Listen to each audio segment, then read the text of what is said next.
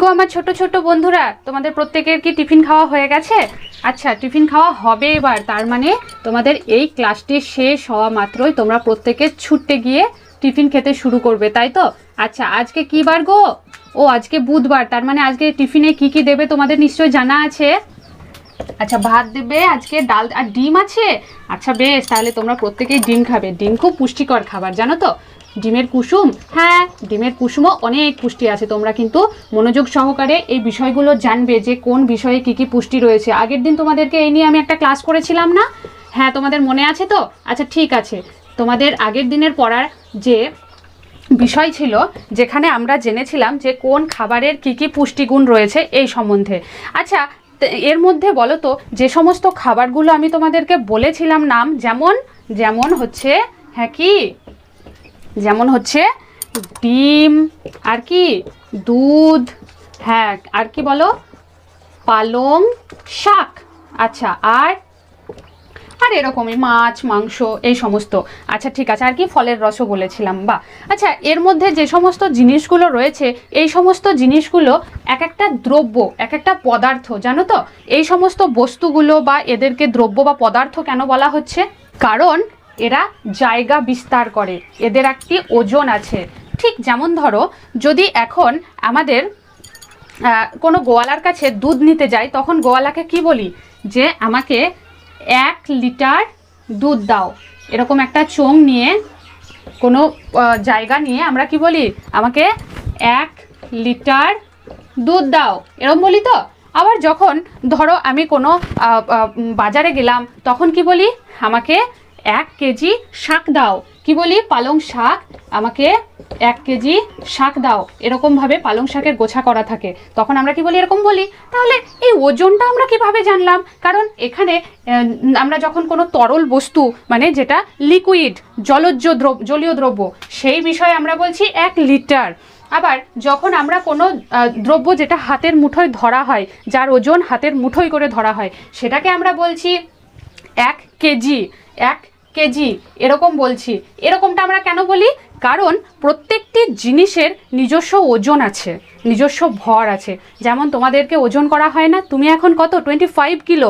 আচ্ছা, তুমি যেমন এখন 25 কেজি, সেটা তোমাকে ওজন করলেই তোমার যে পুরো শরীর রয়েছে, যার মধ্যে জল, রক্ত, মাংস, খাবার, মাসেলস, হাড়, নার্ভ, সমস্ত জিনিস মিলিয়ে তুমি হয়েছো। তুমিকে ওজন করলে ওজন পাওয়া যায়, তাই তো? এরকমই প্রত্যেকটি জিনিসেরই ভর আছে, জানো তো? তাহলে আমরা এটা তরল বিষয়ে জানলাম। কি জানলাম? তরল বিষয়ে। এরপর এটা জানলাম কঠিন বিষয়ে। কিভাবে কঠিন হলো এটি? কারণ জলের মতো কোনো তরলীয় জিনিস হলে সেটা হাত থেকে পড়ে যেত, কোনো পাত্রে না রাখলে হতো না, কিন্তু শাক আমরা সরাসরি হাতের মুঠোয় ধরতে পারি। এরকমই আর একটি পদার্থ আছে, জানো তো? যাকে কিন্তু আমরা চোখে দেখতে পাই না, কিন্তু তার ওজন আছে। কি বলো দেখি? কারোর মাথায় আসছে না? ঠিক আছে, আমি বলে দিচ্ছি। সেটি হচ্ছে গ্যাস। ধরো এই কোনো পাত্রে, মুখ বন্ধ পাত্রে যখন আমি ভরে রাখবো, তখন সেটিকে গ্যাস ভরে রাখলে সেটাকে বলছে গ্যাসীয়। আমরা এই 3টি শব্দ পেলাম। চলো এই 3টি শব্দকে আরও বিস্তারিত জানবো। বিস্তারিত জানতে আজকের আমাদের পাঠ কি? কোনো কিছু ভারী, কোনো কিছু হালকা। এখন আমি যে উদাহরণগুলো দিয়ে শুরু করলাম তোমাদের আগের দিনের ক্লাসের, সেই উদাহরণগুলো থেকেই কিন্তু খুব সুন্দরভাবে আমরা পেয়ে গেলাম নতুন একটি পড়া। তাহলে আজকের পাঠের নাম কি গো? তোমরা জোরে জোরে বলো। কোনো কিছু ভারী, হ্যাঁ কোনো কিছু ভারী, আর কি? কোনো কিছু হালকা। হ্যাঁ, প্রত্যেকে বলো, বানান করে করে বলো। কোনো কিছু হালকা।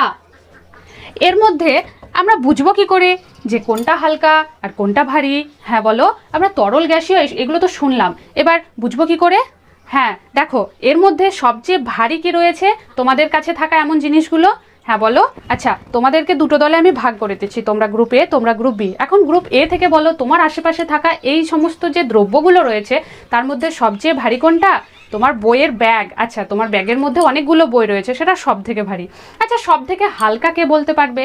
আচ্ছা, তোমার যে পেন্সিল বক্স রয়েছে, এই পেন্সিল বক্স তোমাদের সব থেকে ভারী। তাহলে একটা বইয়ের ব্যাগের চেয়ে এই ছোট্ট পেন্সিল বক্স কিন্তু অনেক হালকা তুলনামূলক। খুব ভালো উদাহরণ দিয়েছো তোমরা, বেশ বুঝেছো।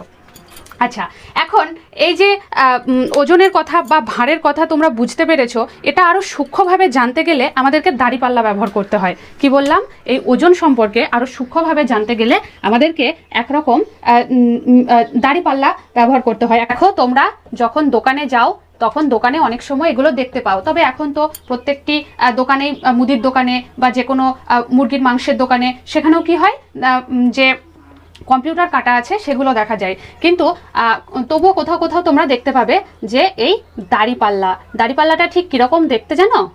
ঠিক এরকমভাবে, হ্যাঁ এবার চিনতে পেরেছো দাঁড়িপাল্লাটা? বেশ বেশ, ঠিক এইভাবে আসার পর, হ্যাঁ তোমরা প্রত্যেকে খাতায় আঁকো তো, কার আঁকা সব থেকে বেশি ভালো হয়েছে তাকে আমি মার্ক দেবো। হ্যাঁ এবার চিনতে পেরেছো? আচ্ছা ঠিক আছে ঠিক আছে। এখন এখানে কাঁটা থাকে, ধরো আচ্ছা এর নাম কি বললাম বলো? দাঁড়িপাল্লা। আচ্ছা দাড়ি, তোমরা প্রত্যেকে খাতায় এঁকে দেখাও তো, পাল্লা। আর কি বললাম, এখন দোকানে কি দেখা যায়? কম্পিউটার মেশিন, সেটাও কিন্তু দাঁড়িপাল্লার আপডেট ভার্সন। মানুষের বুদ্ধি বেড়েছে, তাই তাদের বিভিন্ন আবিষ্কারও বেড়েছে, তাই তো? এই দাঁড়িপাল্লায় ধরো কি দিলাম, এই দাঁড়িপাল্লায় কোনো একটা বস্তু দিলাম। ধরো আজকে তোমাদের যে খাওয়ানো হবে দুপুরে খিচুড়ির চাল দিলাম। এখানে যে পরিমাণ চাল দিলাম সেই চালের পরিমাণ কত সেটা সূক্ষ্মভাবে জানার জন্য কিছু বাটখারা পাওয়া যায়। বাটখারাগুলো কীরকম দেখতে হয়? লোহার দেখতে হয়। বাটখারাগুলো এরকম গোল গোল লোহার দেখতে হয়। এই বাটখারার মধ্যে ওজন নির্ধারণ করা থাকে। কোনো বাটখারা 500 গ্রাম, কোনো বাটখারা 1 কেজি, কোনো বাটখারা 2 কেজি, কোনো বাটখারা 50 গ্রাম, এভাবে ওজন তার গায়ে নির্ধারিত থাকে। সেই বাটখারা একদিকে দিলাম, ঠিক অন্যদিকে কি দিলাম? চাল দিলাম। এবার যখন আমাদের প্রয়োজন হবে 5 কেজি চালের, বুঝতে পেরেছো? 5 কেজি চালের, তখন এই যে বাটখারাগুলো রয়েছে তার মধ্যে 5 কেজি লেখা রয়েছে, এত মোটা, তার যে ভর, যে ভার, তার যে ওজন, সেই বাটখারা দিলাম একদিকে, আর যে পরিমাণ চাল, অর্থাৎ 5 কেজি চালের প্রয়োজন, সেই পরিমাণ চাল দিলাম একদিকে। তাহলে আমাদের কি হলো? সূক্ষ্ম ওজন হয়ে গেল। এভাবেই কিন্তু আমরা ভর নির্ধারণ করতে পারি। এখন প্রশ্ন হচ্ছে, এই যে গ্যাসীয় শব্দটি বললাম, তো গ্যাস আমরা সবাই জানি যে গ্যাস আমরা চোখে দেখতে পাই না। তাহলে গ্যাস যদি চোখে আমরা নাই দেখতে পাই, এই গ্যাসীয় পদার্থের ওজন আমরা কি করে মাপবো? বা গ্যাসের পদার্থ কি ওজন আদৌ আছে? তোমার কি মনে হয়, তুমি বলতে পারবে? আছে। কিভাবে আছে? ও কিভাবে আছে সেটা জানো না? আচ্ছা ঠিক আছে, বসো আমি বলে দিচ্ছি। দেখো এই তোমরা প্রত্যেকে দেখেছো আমাদের মায়েরা বাড়িতে রান্না করে গ্যাস সিলিন্ডার দিয়ে, সেটা হয়তো গ্যাস সিলিন্ডার। সিলিন্ডার কথার অর্থ যে লাল বস্তুটির মধ্যে সেই গ্যাসটা ভর্তি রয়েছে। এবার বুঝতে পেরেছো? ঠিক আছে। এখন দেখবে কিভাবে তার যে ওজন আছে সেটা বুঝবে কি করে? যখন এটি কিনে নিয়ে আসা হয় তখন কি হয়, দেখবে এর মধ্যে প্রচুর গ্যাস ভর্তি রয়েছে, যার জন্য সিলিন্ডার প্রচুর ভারী হয়ে থাকে, আর তার ওজন থাকে 14 কেজি 500। আর যখন সেই সিলিন্ডারের রং লাল থাকে, যেটা আমাদের বাড়ির রান্নার জন্য ব্যবহৃত, তার ওজন থাকে 14 কেজি 500। এখন যখন সেটি কমার্শিয়াল অর্থাৎ ব্যবসায়িক ক্ষেত্রে কোনো হোটেল রেস্তোরাঁয় নিয়ে যাওয়া হয় তখন তার ওজন থাকে 19 কেজি। কেমন? তো এই বিষয়টি তোমরা জেনে রাখবে এবং পরবর্তীতে এই বিষয়ে তোমাদেরকে আরও ডিটেলসে জানানো হবে। এখন দেখবে রান্না ধীরে ধীরে হতে হতে 15 দিন 20 দিন পর একবার ওজন করে দেখবে তোমাদের এই সিলিন্ডার দেখবে হালকা হয়ে আসছে দিনে দিনে। কিন্তু মুখে যদি কোনো বেলুন দিয়ে যখন ফু দিয়ে বেলুন ফোলাও তখন সেটা যৎসামান্য ওজন হয়, তাই সেটা ওজন ধরা পড়ে না।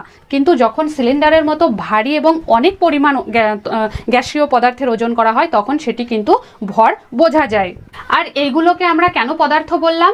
যে এই আমাদের আশেপাশে এই কঠিন অর্থাৎ শক্ত জিনিসের যে ওজন, বা এই তরল জিনিসের যে ওজন, বা এই গ্যাসীয় জিনিসের যে ওজন, যে কোনো বস্তু বা যে কোনো দ্রব্যের যখনই তার ভর আছে বা যখনই তার ওজন আছে তখনই তাকে কি বলা হচ্ছে? পদার্থ বলা হচ্ছে। সেই বস্তুগত ভর থাকাকেই পদার্থ বলা হচ্ছে। এই পদার্থকে ইংরেজিতে কি বলা হয়? ম্যাটার। প্রত্যেকে বানান বলো, MATTER, ম্যাটার। ম্যাটার শব্দের অর্থ বাংলা প্রতিশব্দ হলো পদার্থ। বাহ, তোমরা খুব ভালো উত্তর দিয়েছো। তাহলে আজকের পাঠ থেকে আমরা কি কি শিখলাম বলো তো দেখি একটু চটজলদি। হ্যাঁ, গ্রুপ এ থেকে তুমি বলো। আজকের পাঠ থেকে আমরা যে প্রত্যেকটি খাবার জিনিস, প্রত্যেকটি হ্যাঁ আচ্ছা ঠিক আছে আমি বলে দিচ্ছি। আচ্ছা দেখো, প্রত্যেকটি খাবার জিনিস অর্থাৎ যে কোনো ছোট বড় একটা 5 টাকা কয়েন থেকে শুরু করে, একটা ডিম থেকে শুরু করে, বা কোনো বড় বড় যে সিমেন্ট, বালি, পাথর, ছোট্ট বালির কণা থেকে শুরু করে প্রত্যেকটি জিনিসেরই কিন্তু ভর বা ওজন আছে। আর যখনই কোনো বস্তু, কোনো দ্রব্য, সে কোনো জলীয় পদার্থ হতে পারে বা সে কোনো শক্ত কঠিন দ্রব্য হতে পারে, এমনকি এই পেনটিও এরকমও হতে পারে, বা এমন কোনো গ্যাসীয় অর্থাৎ আমাদের যে ফু দিয়ে আমরা বেলুন ফোলাই এরকম কোনো গ্যাসীয় পদার্থও হতে পারে, যাকে আমরা চোখে দেখতে পাই না কিন্তু অনুভব করতে পারি। আমাদের এই বায়ুমণ্ডল, আমাদের চারপাশে যে বায়ুমণ্ডলের স্তর দিয়ে ঘেরা রয়েছে তারও কিন্তু ওজন আছে। তো এরকম যার ওজন বা ভর রয়েছে তাকেই আমরা কিন্তু পদার্থ বলে থাকি। সে কঠিন পদার্থ হতে পারে, তরল পদার্থ হতে পারে, বা গ্যাসীয় পদার্থ হতে পারে। এবং সেই পদার্থের ভর আমরা ওজন করি কি দিয়ে? দাঁড়ি পাল্লা দিয়ে। একদিকে বাটখারা থাকে যেটি লোহার তৈরি, আর অন্যদিকে সেই বস্তু দেওয়া হয়। এভাবে কিন্তু আমরা দাঁড়িপাল্লার সাহায্যে কোনো পদার্থের ভর বা তার ওজন নির্ধারণ করতে পারি। তাহলে আজকের আমাদের যে পাঠ ছিল কোনো কিছু ভারী এবং কোনো কিছু হালকা, তাহলে কোন কোন বস্তুগুলো হালকা হয় এবং কতটা হালকা কিভাবে নির্ধারণ করতে হয়, এই সব বিষয়টা তোমাদের কাছে ক্লিয়ার হয়ে গেছে? আচ্ছা ঠিক আছে, তাহলে আজকের পাঠ থেকে এতটুকুই। তোমরা পাঠটি বাড়ি থেকে ভালোভাবে পড়ে আসবে। আমি কিন্তু পরের দিন আরও অনেক প্রশ্ন ধরবো, কেমন? আজকে যতটুকু রইলো ততটুকু তোমরা ভালোভাবে দেখে এসো। পরের দিন অন্য কোনো নতুন বিষয় নিয়ে আবার আলোচনা হবে।